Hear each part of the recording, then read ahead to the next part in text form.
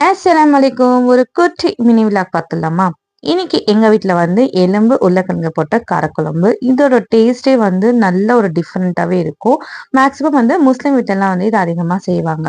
இது செய்றது ரொம்ப ஈஸி. நம்ம காரக்குழம்பு செய்வோம் இல்லையா? அதே மாரி தான் வந்து எல்லாமே வரும்.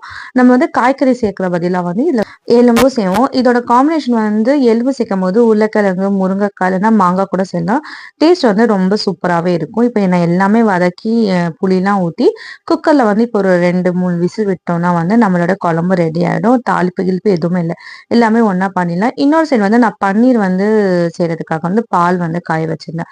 பால் நல்லா காஞ்சிச்சு. இப்ப கொஞ்சம் கொஞ்சமா வந்து லெமன் போட்டு பன்னீர் பிரிஞ்சு வந்துச்சு. நான் இது வந்து மீஷோல வாங்கியிருந்தேன். நம்ம கடையில வந்து காசு குடுத்து அவ்வளோ பன்னீர் வாங்குறோம். பட் வந்து அதுல நெறைய கெமிக்கல் ஆட் பண்ணாங்க. ஸோ அதால நான் வீட்லயே வந்து பன்னீர் செஞ்சுப்பேன். முதல்ல வந்து நார்மலா செய்வேன். இப்போ மீஷோல இது அவைலபிளா இருக்கறதால இத வாங்கி வந்து செஞ்சிருக்கேன். அடுத்தது வந்து குழம்பு வந்து வேற பாத்திரத்துல மாத்திட்டு மீன் வறுத்துட்டு என் பொண்ணு ஜூஸ் போட்டு கொடுத்தா. ஸோ அதையும் குடிச்சிட்டு எல்லா வீட்டு வேலையும் எல்லாமே முடிச்சுட்டேன். பன்னீர் வந்து நான் நைட்டுக்காக தான் வந்து டீமோல் பண்ணேன். சூப்பரா வந்துச்சு. நல்லா சாஃப்டா எம்மியா இருந்துச்சு. இதை வச்சு நான் வந்து பன்னீர் ஃப்ரைட் ரைஸும் வந்து பன்னீர் கொடுத்தேன் பசங்களுக்கு. ரொம்ப சூப்பரா இருந்துச்சு.